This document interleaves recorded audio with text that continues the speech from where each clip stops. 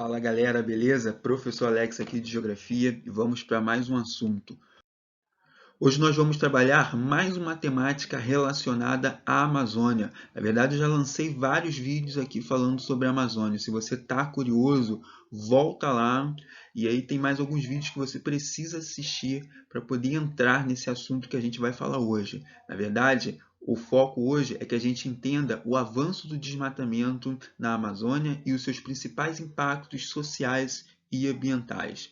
Vamos lá! Bom, primeiro de tudo, né, galera, entendendo que a região norte do Brasil, onde está localizada essa importante floresta tropical, que a gente vai chamar aí de floresta amazônica, né, que perpassa outros países além da nação brasileira, né, ela tem um fundamento e uma importância muito grande, sobretudo no que tange aí a um equilíbrio climático, né, térmico nessa porção sudeste da América do Sul. Contudo, a gente vem verificando aí ao longo dos anos um grande desmatamento. Desmatamento esse que não está somente relacionado às queimadas, né? Logicamente que as queimadas ela contribuem significativo para o assunto do desmatamento. Porém, a gente vai ter aí também uma grande parte, né, de desmatamento ilegal, né, através das madeireiras, através dos extrativismos minerais, dos extrativismos vegetais. Tá? Além disso, a gente vai verificar aí numa dinâmica mais recente, sobretudo ali a partir da década de 80, 90, né, o cultivo da soja avançando para essa região. E aí vai se formar algo que a gente já discutiu aqui, que são as chamadas fronteiras agrícolas. Né? Lembra lá o que são fronteiras agrícolas? Aquele avanço do cultivo da soja em direção aí à floresta amazônica.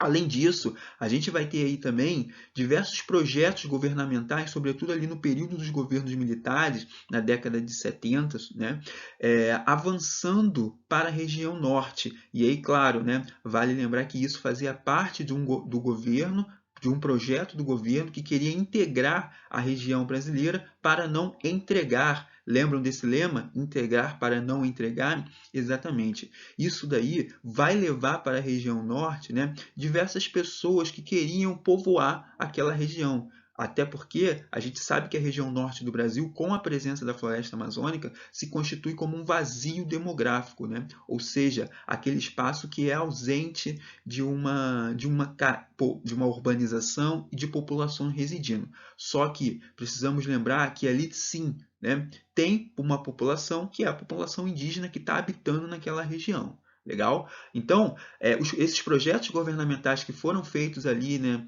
durante o período militar, eles favoreceram esse desmatamento aí que a gente vai ter dentro da floresta amazônica. Além disso, as próprias obras de infraestruturas, né, também contribuíram, a exemplo das usinas hidrelétricas. E aí a gente destaca a última usina criada, né, sobretudo no território brasileiro, que foi a usina de Belo Monte, uma usina muito criticada por ambientalistas por não suprir toda essa demanda, né, que ela viria a ter em questões de recursos energéticos.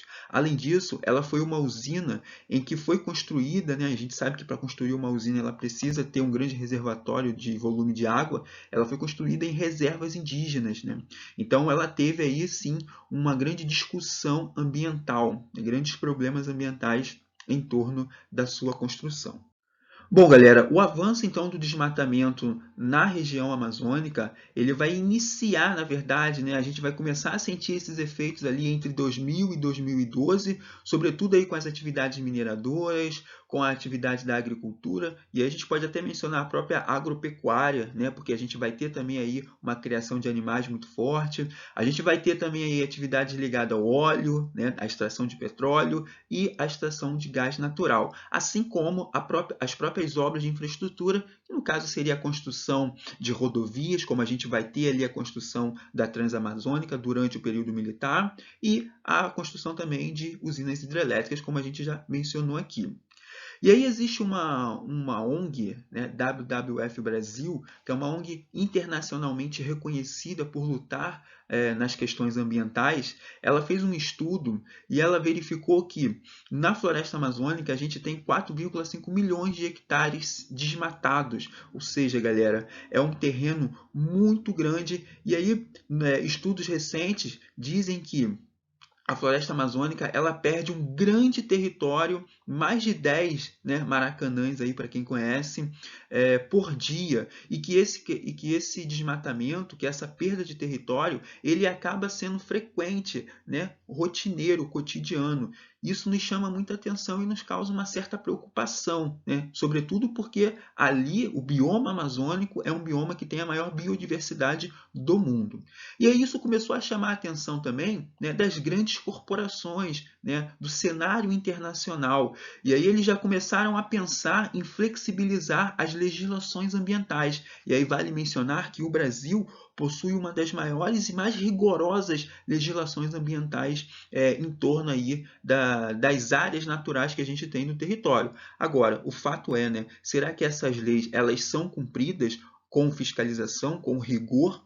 Enfim, fica a reflexão para vocês. Bom, o fato é que depois dessa retomada, dessa, né, ressignificação que a gente vai falar aí de flexibilização das leis ambientais, a gente começa a pensar nas unidades de conservações. E aí as próprias unidades de conservações, que são frutos de uma política, né, nacional do meio ambiente, elas vêm exatamente para contribuir e preservar, né, as áreas naturais que a gente tem, logicamente, as áreas florestais. Vale mencionar que a gente tem também uma importante lei que é chamada de Código Florestal dentro do Brasil. Tá?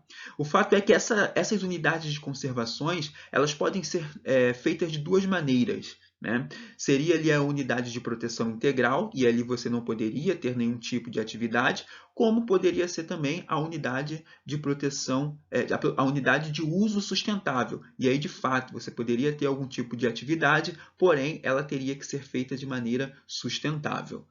E aí vai surgir, então, alguns projetos, né, de lei. A primeira é a PEC 215 de 2000. Ela causou uma grande preocupação, pois buscou retirar do Poder Executivo a criação de terras indígenas e unidades de conservação. Né? Isso já gera uma grande preocupação, isso gerou, na verdade, uma grande preocupação, porque quem seria então o responsável por estar delimitando, né, e criando as terras indígenas? O que seria dos índios? O que seriam aí da própria sociedade, né, de consumo? Aonde que estariam essas unidades de conservação? Isso gera, então, um grande desafio, porque uma vez que esteja na mão das grandes corporações, dos grandes empresários, essas terras elas acabariam sendo cedidas e sendo incorporadas nessa dinâmica econômica. E aí depois a gente vai ter a PL 3.682, no ano de 2012. Ela também gerou uma grande preocupação porque vai buscar liberar 10% das áreas das unidades de conservação de proteção integral, que são aquelas áreas em que não se deve ter nenhum tipo de atividade, para as atividades mineradoras, né? Para a mineração. Ou seja, você está pegando uma porção dessas áreas que seriam de proteção completamente integral para exploração, né? Sobretudo aí das atividades mineradoras. Agora vejam bem, né? A ideia disso é você promover um desmatamento, é para você promover uma degradação do ambiente. Eu não sei se vocês estão cientes, mas essas atividades mineradoras elas causam severos impactos na área ambiental, no espaço geográfico como um todo. E aí desde poluição dos recursos hídricos, como uma completa alteração na paisagem. Bom, e as consequências negativas diante de todo esse contexto seria a própria perda da biodiversidade, né? A poluição e o próprio efeito estufa. O efeito estufa ele é uma dinâmica natural do nosso planeta, porém ele tem sido potencializado pela emissão dos gases poluentes que as atividades humanas despejam, né? Emitem dentro da atmosfera. E isso causa uma grande preocupação, porque a gente tem como uma consequência máxima disso o aumento de temperatura na Terra, que é o que a gente começa a falar de aquecimento global.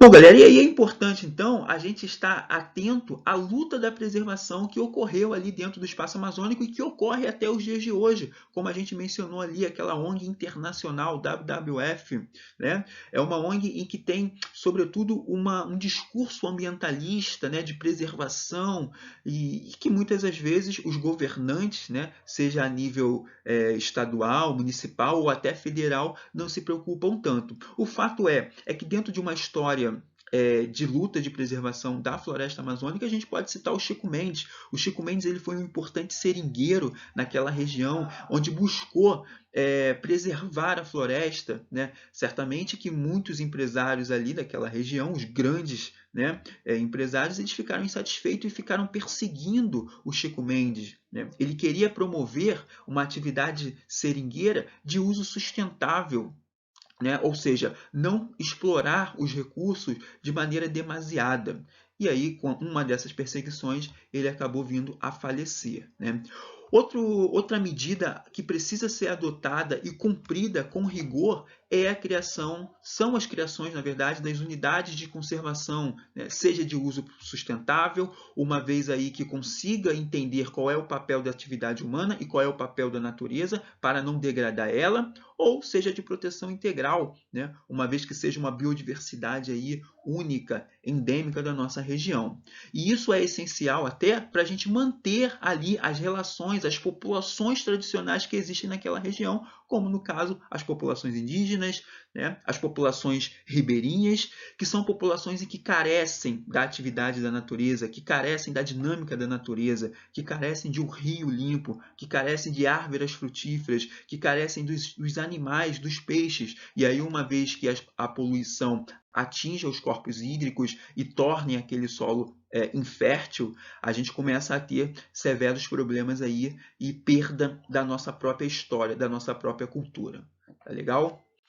Bom, galera, vamos finalizando por aqui. Qualquer dúvida vocês me mandem. Um abraço e até a próxima.